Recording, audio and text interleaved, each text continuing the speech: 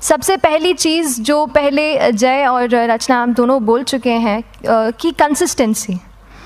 आप अगर दिन में, कई बार हमसे सवाल पूछते हैं कि आप कितने घंटे पढ़ाई करते हैं, तो देखिए घंटे मैटर नहीं करते।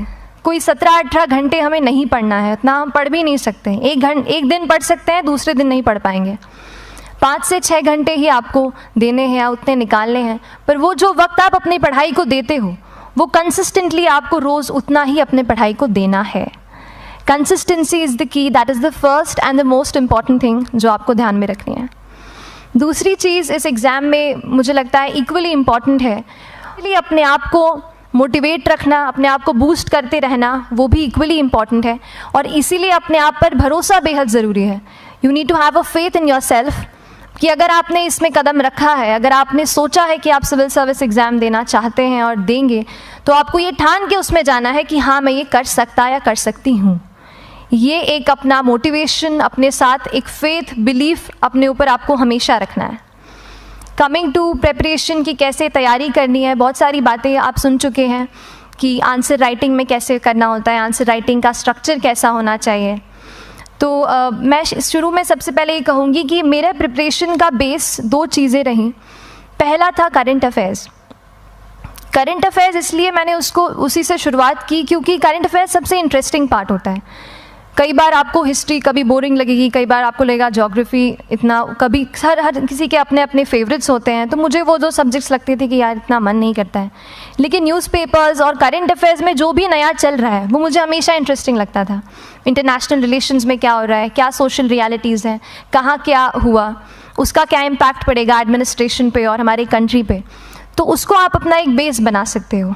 आप करंट अफेयर्स बेस्ड प्रिपरेशन कर सकते हैं, इसलिए भी क्योंकि अगर आप मेंस एग्ज़ाम देखेंगे तो काफ़ी डायनामिज्म आ गया है, केवल प्रीलिम्स में नहीं बल्कि जनरल स्टडीज़ पेपर 2, पेपर 3 में भी आप देखेंगे कई सारे ऐसे सवाल हैं जो करंट इवेंट्स से इंस्पायर्ड होते हैं, उन पे बेस्ड रहते हैं।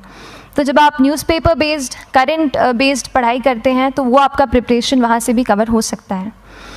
दूसरी जो चीज़ मैंने जिस पे बहुत फोकस किया वो थी आंसर राइटिंग।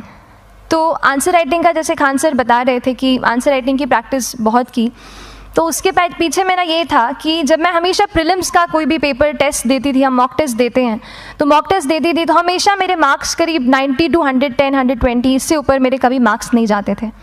तो मुझे हमेशा ये डर था कि यार प्रीलिम्स में कहीं मेरा कुछ, क्योंकि कट ऑफ भी इसी कुछ रेंज में जाता है, तो हमेशा लगता था कि यार कुछ गड़बड़ यहाँ ना हो जाए।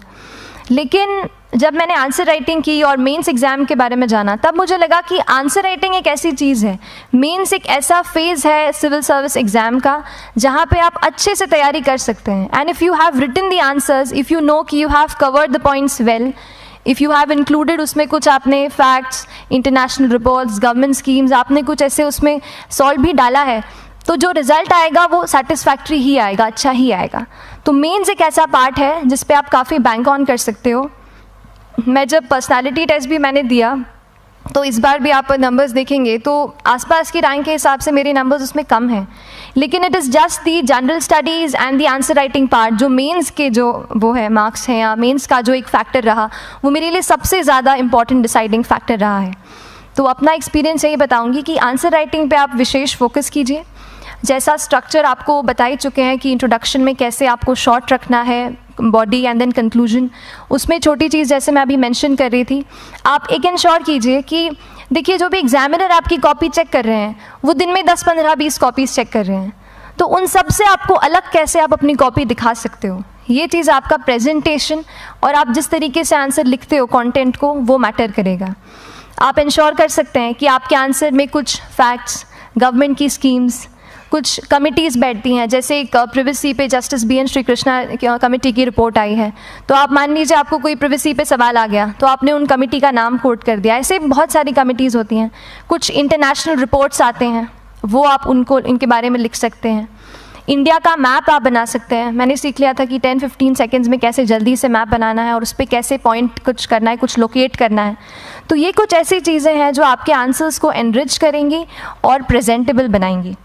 तो इस तरीके से आंसर्स पे जैसे हम क्लास करते हैं, लेकिन उसके साथ साथ आपको ये कोशिश करनी है कि 1 से 2 आंसर पर डे आपको ज़रूर लिखने ही लिखने हैं, apart from the test series that you are doing. Answer writing से 2-3 चीज़ें होती हैं, ना केवल हमारी एक लिखने का हमें समझ आता है हम क्या लिखते हैं कैसा है, पर हमारा कॉम्प्रिहेंशन भी इम्प्रूव होता है, हमें कितना समझ में आया वो भी हमें खुद समझ आता है जब हम आंसर्स लिखते हैं। और इसीलिए आंसर राइटिंग पे आप फोकस कीजिए, 1 से 2 आंसर्स ज़रूर लिखिए। और आंसर राइटिंग के बाद the third pillar of my preparation जो काफ़ी इंपॉर्टेंट जिसने रोल प्ले किया, that was tests and test series and मॉक्स।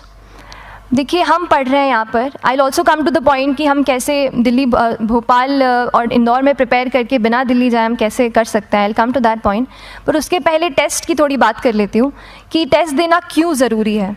हम ये जो एग्ज़ाम दे रहे हैं सिविल सर्विस की, ये एक ऑल इंडिया लेवल एग्ज़ाम है and this cut throat competition. तो उसके लिए आप केवल पढ़ते रहें, सारी बुक्स, मटेरियल्स, स्टैंडर्ड ये करंट का सब पढ़ लें, लेकिन अगर आप ये नहीं जज कर पाए कि आपका क्या लेवल है at an all India level, तो चीज़ें समझ में आप नहीं, मतलब आप आगे नहीं बढ़ पाएंगे या सही डायरेक्शन नहीं पकड़ पाएंगे।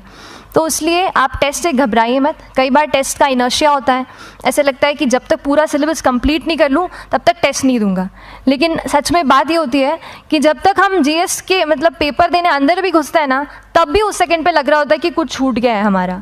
तो ये चीज़ होगी ही, इसीलिए ये मैं कभी मत सोचिए कि जब तक पूरा सिलेबस नहीं कर लूँ टेस्ट नहीं दूंगा। जैसे आपका एक थोड़ा बेस बन जाता है प्रिपरेशन का, आप टेस्ट दीजिए, चाहे वो प्रीलिम्स का एमसीक्यू का टेस्ट हो या मेंस का राइटिंग स्किल की प्रैक्टिस हो, टेस्ट पे आप फोकस कीजिए। उसके बाद टेस्ट केवल देने के लिए नहीं देना है, उसको एनालाइज भी अच्छे से करना है।